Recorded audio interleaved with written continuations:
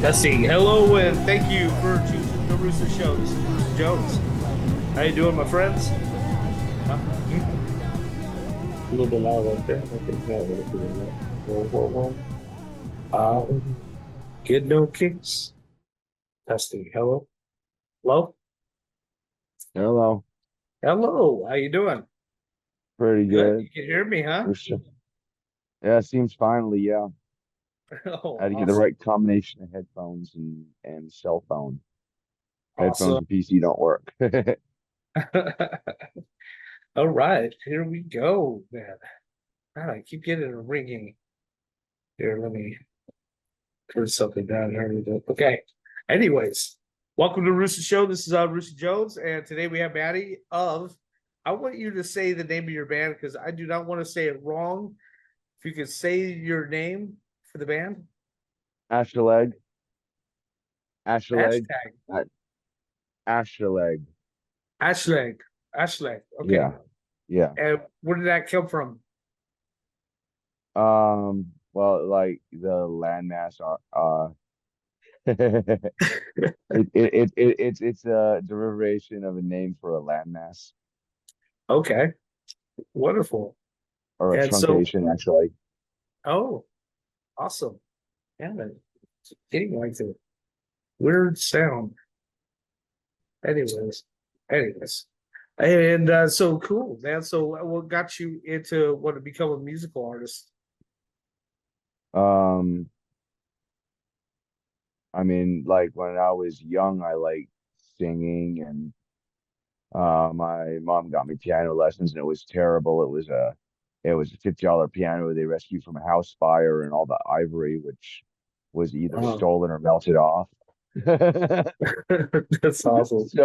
So that got me into wanting to play experimental music. The last thing I wanted to play was the charts that they gave me. They're like, "Oh, you're great. You can sing and play piano at the same time. Who can do that?" But I hated what they wanted me to play and what they wanted me to learn. They wanted me to practice, Yeah, Mary Had a Little Lamb and shit like that. that's so funny. Oh, that's awesome. So, your sound is what you pretty much describe as industrial noise, right? Well, there's a sort of a different definition of industrial when you go from like Europe to America. Yeah. America, industrial rock sort of took a divide from like goth rock. Okay. Yeah. Um, whereas like as what I do still has a lot of more of the noise present, as opposed to just being like, a lot of industrial rock where it's just guitar and synthesizers and drum machines. There's got to be an element of noise to it, or it's really not goth or industrial at all. Gotcha. Actually, I know this sounds kind of funny, but Wikipedia actually has a pretty decent definition. Whoever put this in, it goes, it's a genre of music that draws on harsh, mechanical, transgressive, and provocative sounds and themes. Mostly abrasive and aggressive fusion, the most abrasive and aggressive fusion of rock. I think that's pretty good. I like that I like that definition actually. It's kind of sounds pretty right on when I think of Skinny Puppy and all that wonderful electronica. It's just A it's a lot. bunch of noise and sounds and experimental, it's like you said, it's experimental. So what got you to want to experiment with this? It looks like you have other projects, didn't you, besides this? Well, yeah, I have a punk project called Caustic Okay. Altar. It's pretty much been like a studio only project, but I release something every couple years on that. So it's Hell sort of like yeah. a thrash punk project. That's And awesome. my regular Acheleg is more like standard American dance, almost rock industrial, Yeah. but with more of a noise, more of the Yeah. early noise influence that you would have had around the time of Skinny Puppy, as opposed to the Oh, love later it. time of Ministry. Like when you go to the difference between, early stuff. I mean, Skinny Puppy didn't necessarily have a lot of guitars, but it was very noisy, very abrasive, Oh, it was. Oh, definitely. Oh, and yes. a lot of that comes Very from harsh. noise. It comes from music concrete. It comes from Dadaism and, Fluxism and or Fluxist. But it's getting to you to challenge your perception of art, to challenge your perception of the accepted standards of society. You know, we live in a society where, you know, where certain violent sports are Yeah. normalized because war is normalized. Okay. So if I can challenge somebody and say, well, that sounds like shit. Well, no, it doesn't. Listen to it again, and you know, review your political beliefs again too. Just because something doesn't, you know, doesn't come with you, doesn't agree with your commonly accepted beliefs in what an art should be Yeah. or sound or appear like. The same thing about culture; those are cultural standards. You know, Gotcha. our I roles totally in the understand. society. You know, Yeah. these are all cultural standards. Hmm. That's awesome. Good way of looking at it. In fact, So I actually, mean, a my very deep way of looking at it. Uh, you shared that. That was nice. Um, so is this more your persona is in this band or in more in the punk?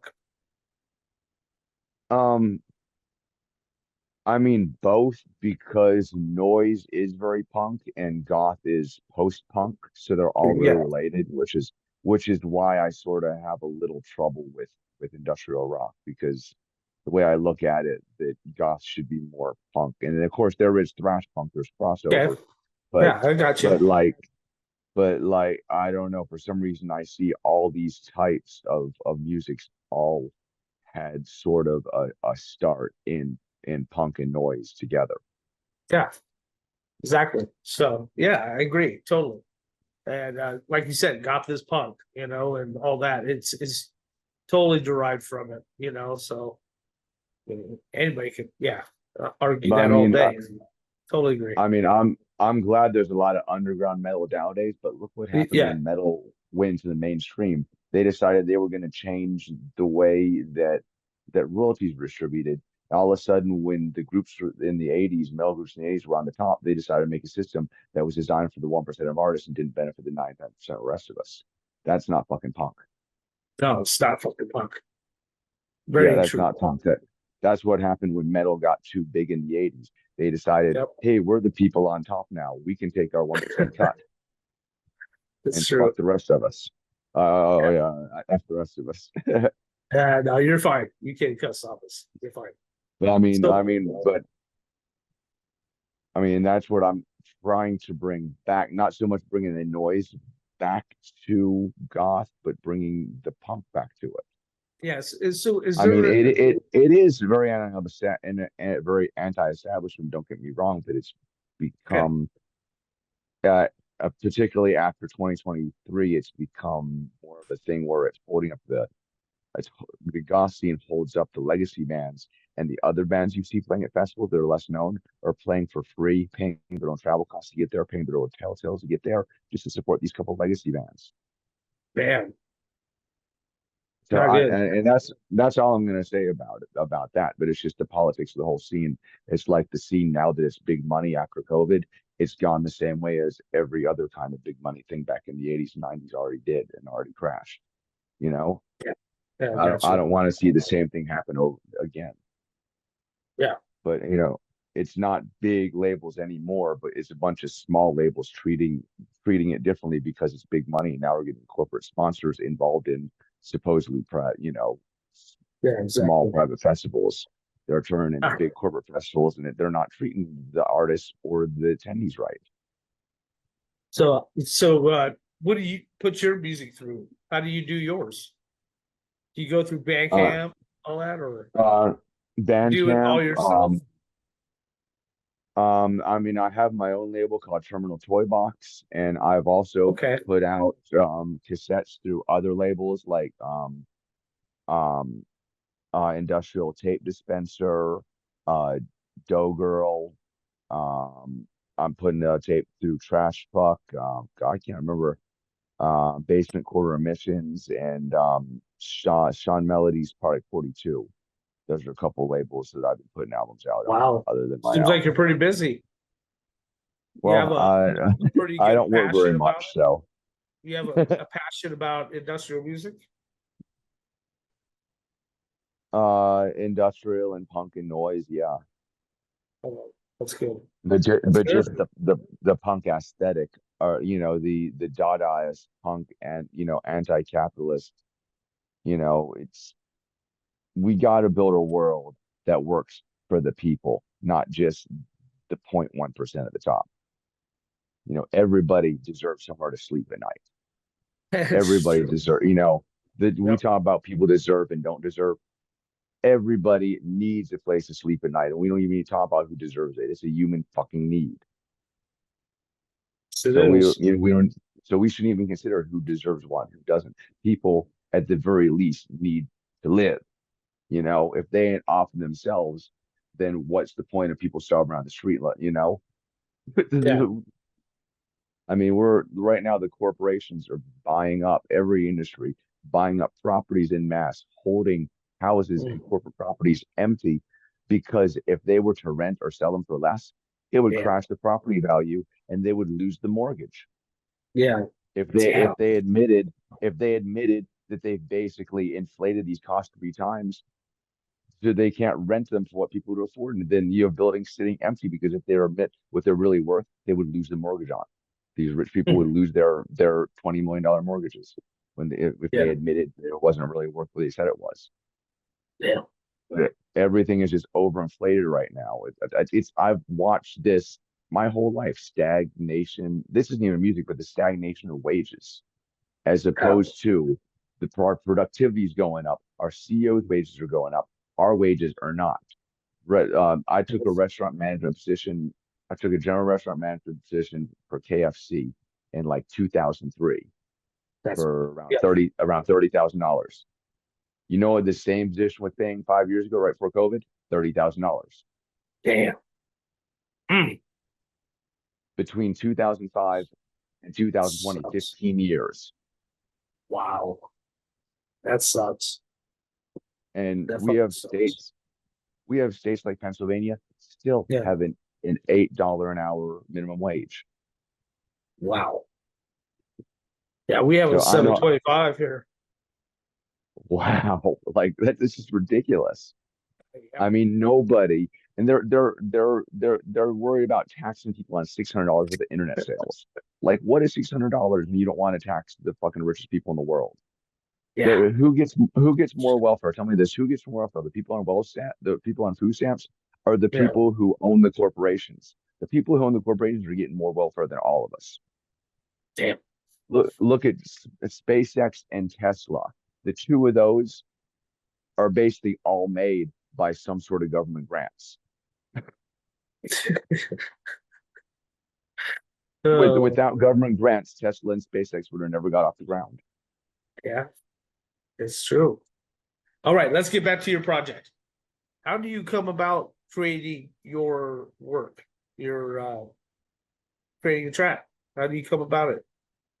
I don't How do you know. create it? I don't know. I cut my thumb off work and I get really mad, so I can't play guitar. So I play it on Okay. sampler or some keyboards. You play still with blood squirting all out. Yeah, yeah. Honestly, a lot of some of my music is written out of joy, but a lot of it, unfortunately, is written out of anger and frustration with just Okay. the So you daily have fucking to be in the grind. right frame of mind in order to create. Is what you're Yeah, getting at first. Starts with that. yeah, yeah. It's some of my best work. Some of them, when I'm in a good mood, but some of them are really when I'm just like, fuck this job. Yeah, definitely. Yeah, yeah. Anger is a Got to over my beautiful fuel cauterized for thumb. good industrial track, definitely. I mean that we learned from ministry right there. A lot of hate, all But that I wonderful unfor anger and bitterness, and I love it. I just I love mean it. it's un You kind of I mean have it's that un kind of emotion in good industrial. So, I mean I think it's unfortunate that a lot of it comes from the hardships in life, but like ugh, it's better to get that out emotionally and express that to other people. Other people do it's fucking agree healing. with it. It's very healing. Like you said before, I think we said it music is healing though. So that's good shit. So Mm. do you have some albums on the work or anything like that? I do have another one that's about to release on Product 42. Okay. Trying to think. The one on Product 42 is gonna be about like power electronics. So I mean it's heavier than dance industrial. It's more noise industrial. You know, Okay. a lot of crazy, atonal synth sweeps and stuff like that, Okay. and real harsh heavy bass. But it's gonna be like bass crazy, just not quite danceable bass crazy. Gotcha. That's gonna be coming out on Product 42 pretty soon, and the one on Trash Fuck is actually like a noise rap release with Black Saturn and I Eternal from France.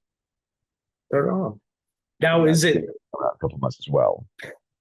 I mean, everybody has their own little techniques and ways of creating industrial. Like I had somebody that as soon as he found something, would have to take a picture of his equipment The to know settings, yeah. settings, and say that's for this, and whatever.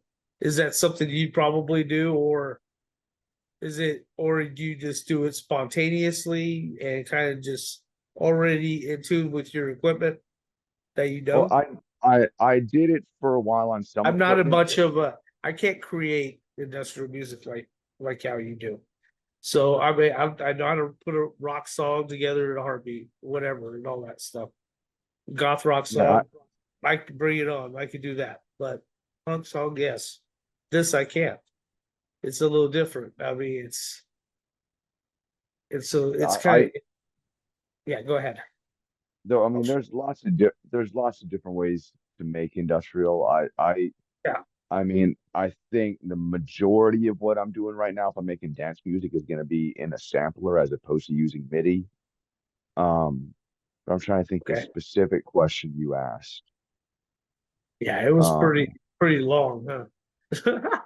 yeah, The whole question was basically how do you create your work?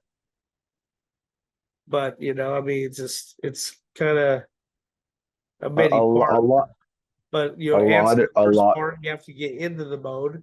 You know, be Well, I mean, break your finger. well, I guess starting with like settings, when I first started, like one of the first the synth pioneers I heard was Keith Emerson from Emerson, Lake and Palmer. Like, Okay, when I was a young kid. But like just, like tweaking, it took me a long time to really understand synths. For a long time, I did take pictures of my synth settings.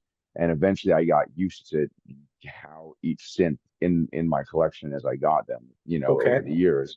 Eventually brilliant. figured out pretty much how to work them, to Yeah, get them how to work from, just from a blank starting point.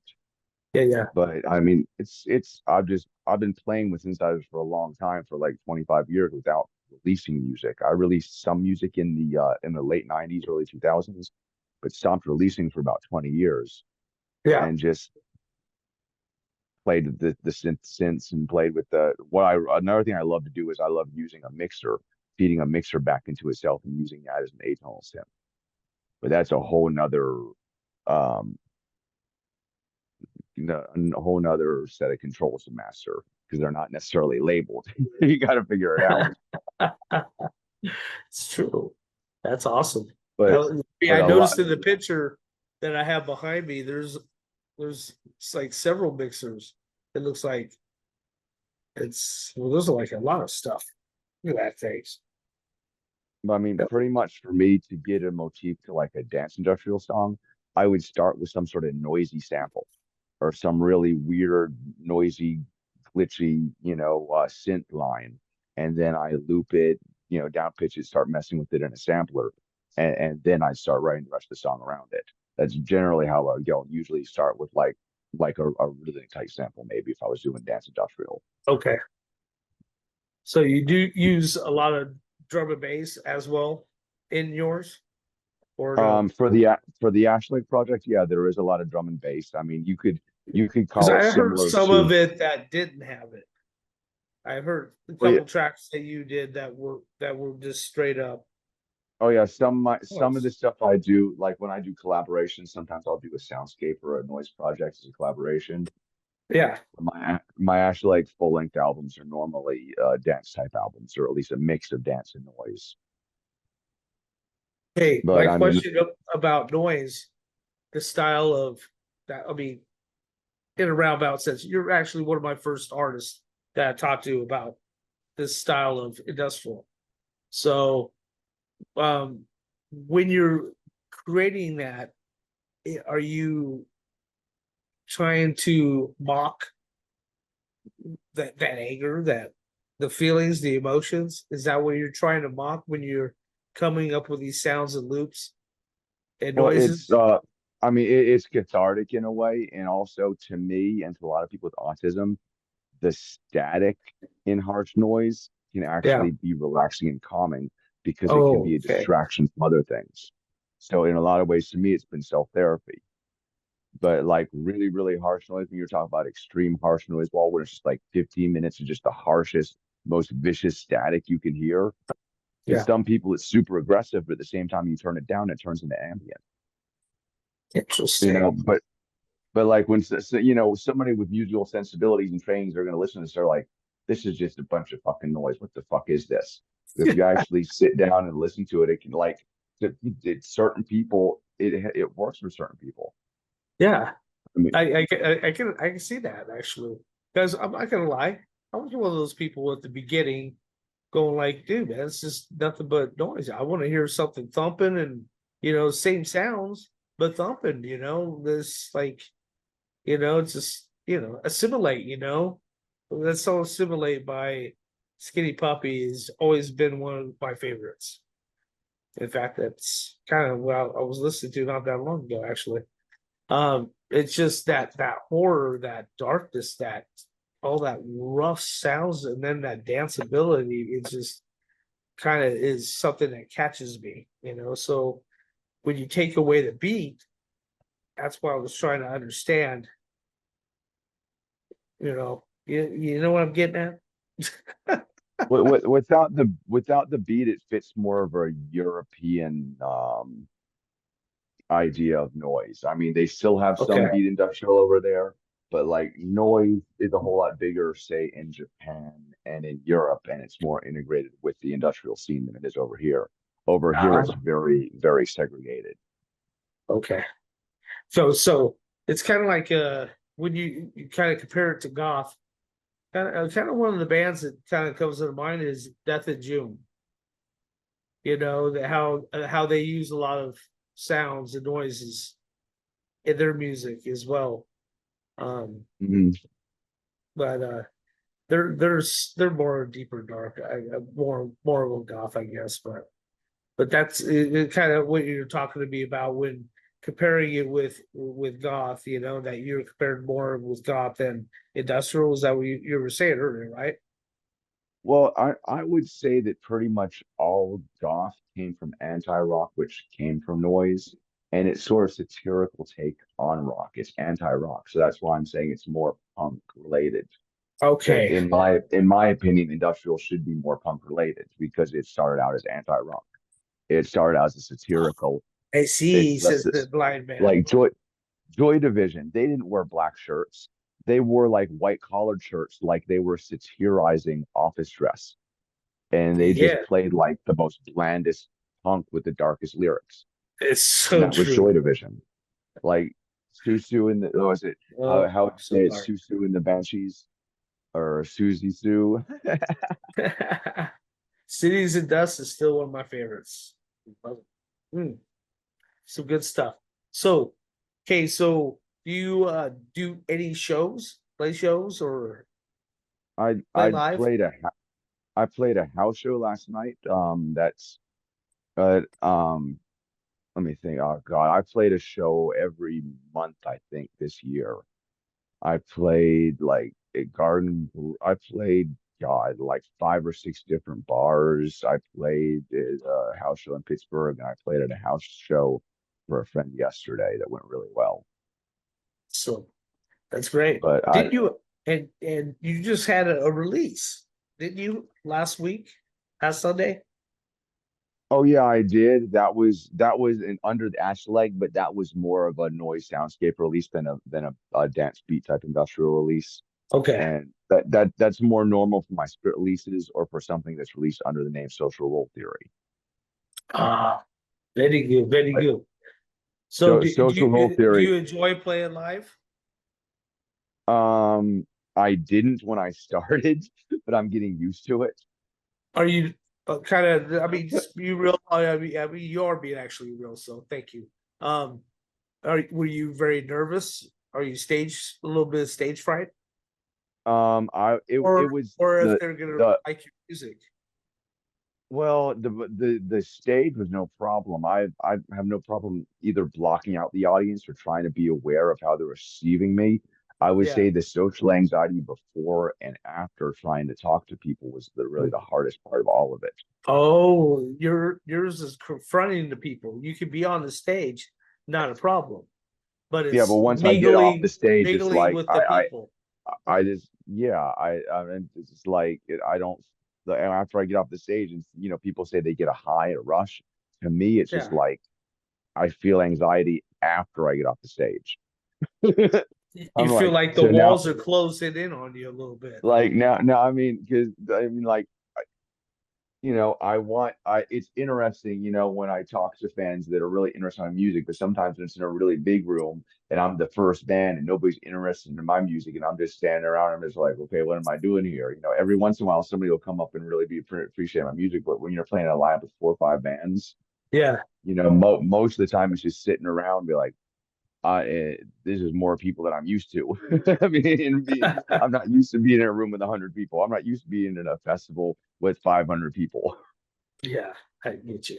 But it's worth So it. it's But it's getting you better though. It's getting but better. it's yeah, it's worth it when you do find those 2 or 3 people that really do click with your music, and that way, learning about them, I learn more about who I am as a person. Exactly. Well, I've mentioned this before, but basically, is you're actually the fan as well.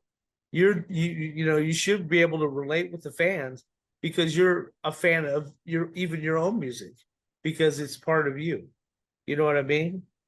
So I mean, it's like the people are there looking at you. That's why you're feeding them with your wisdom, your way of therapy. You know what I mean? People are gonna understand you and people are gonna relate with you because they're the same as you. Well, there's also a lot That's of why people that there's no reason to get all elevated, and or to think that in different planes because you guys are me as a musician. I know that too. I'm not at a different plane or different level as the people that listen to me, just like them. You know what I mean? It's just we all love the it's scene and we love it so much that we just wanted to thrive. We wanted to live forever. You know what I mean? mm, So that's awesome. That's good stuff. So do you okay, let me think. So what would you real quick love to say to your fans? The ones that you know about. keep on being gay as you can. Keep on being as gay and as queer and as much of yourself as you can, and don't listen to your parents. But don't listen to your parents. Okay. Don't listen to your parents. So they did not approve of your project? They've always been resistant to it until I actually started getting radio play, and then it was like 180 turn around. I'm like, oh sure, now you care. I mean, they were supportive of me being a musician, but they've never been supportive of any of my projects in particular. That's kind of fun. It's funny. One time I came home from school and I was wearing a black skirt, a black shirt, like Joy Division shirt or something, black skirt. And my stepmom was in the kitchen cooking dinner and she did a double take at me, looked at me. What are you doing? What are you wearing? And I was like, Oh man, the the the oh, well. the, the the poor 80-year-old lady in McDonald's did the drop to me yesterday when she's serving my food. She was like, "Order for Acheleg," and then she just froze. She saw me. I'm like, "Okay, I'm just gonna grab my food and go." Yeah, yeah, no shit. Honestly, stuff like that, I love it because I mean, like, I was walking through a store called Fred Meyer, and some couple came up saying, "Oh my God, look, it's a punk rocker." I had my hair up, all that, lipstick on, eyeliner, fingernail polish, all that stuff going, everything. I think I was about to go to a show. Actually, I don't know. I think it was my own show. And so, yeah, they're like, "Why don't you take a picture and all that?" I'm like, "Dude, okay, this is weird, you know." I believe in the scene. I'm not going to stop living for the scene, you know. And I love underground music. I love underground artists. I'm one myself. I'm having a little hard time putting little things out, but I'll be getting it out this year. Hopefully, coming up.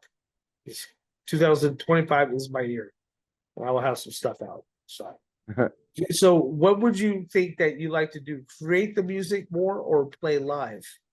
Which one do you like better?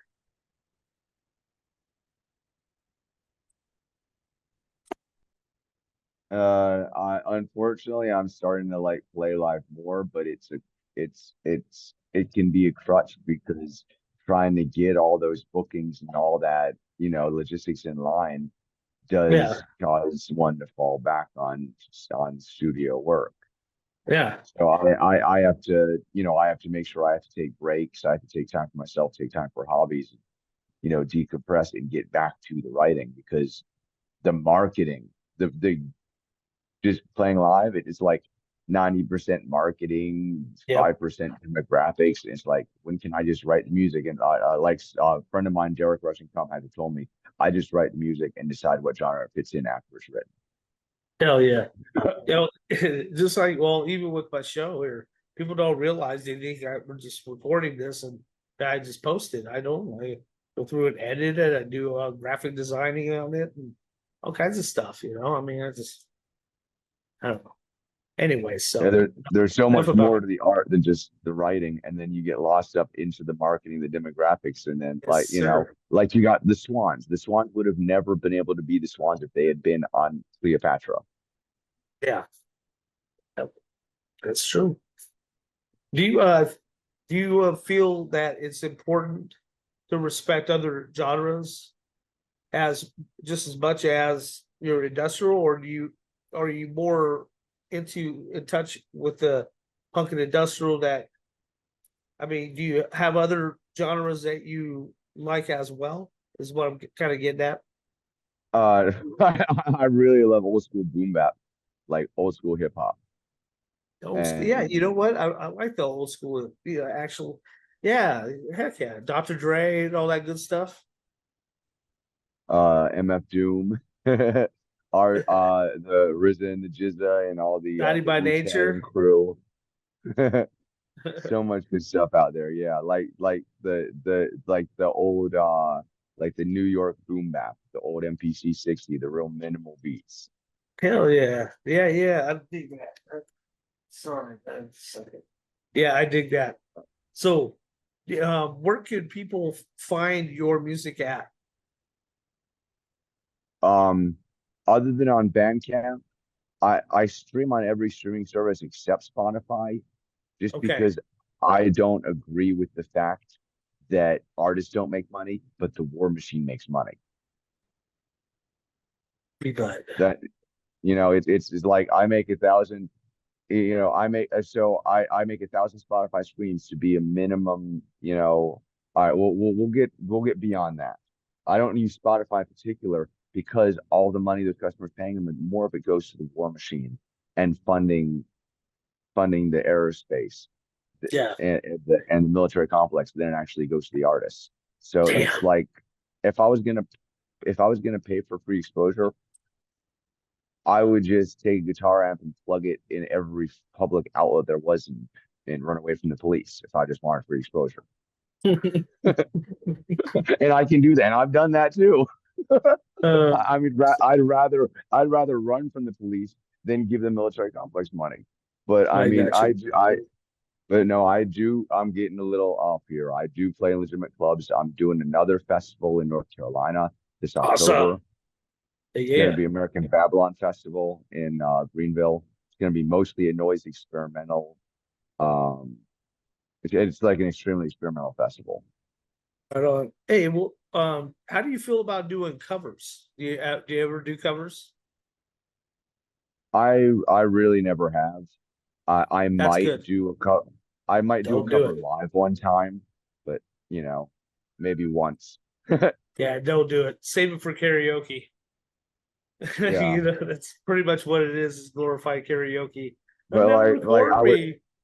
but like cover bands can make more money. But what's the point? It's an artistic expression. I'm doing this because I've seen the standard of living lower in our Yeah, country, and not just our country, over yeah, my no, lifetime. This is about making a social statement, not about making a buck.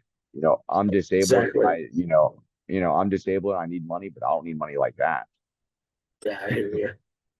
Hey, anybody you like? We're kind of running short on time. Got 3 more minutes.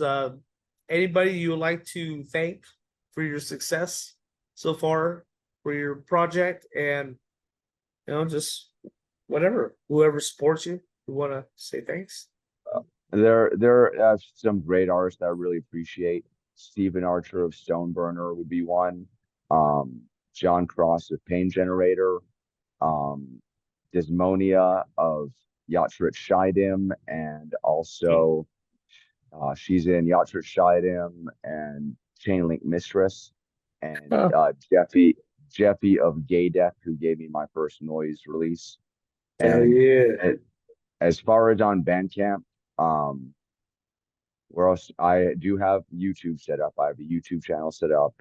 I Okay. have a lot of free streaming on there, and then my Bandcamp. But I probably sell more cassettes in local record stores than anything Awesome. else right now. I love cassette tapes. But I So got them stocked in 3 different record stores across Richmond right now, and I got them selling on friend stores in California at the moment. that is so awesome, man. I'm really happy for you, Matty. Thank you so much for coming today and taking the time. Sorry we missed you last week. And stuff happens. That's why I always leave the time open because things happen. So appreciate you though, and much success. I wish you much success for your project, and hope to hear more from you, man. And when you get a new album, hit me up. We'll do a little promo. You can talk about it, talk about each track, what you're going through, what you're feeling, and do a little promo on it, bud. Okay. All right, I really appreciate it. Really You appreciate it, know, Rooster. I Nice appreciate talking to you. you. Hey, definitely a You as nice sit well. down talking. I appreciate you too. Thank you again. All right, thank you. Cheers. All right, peace.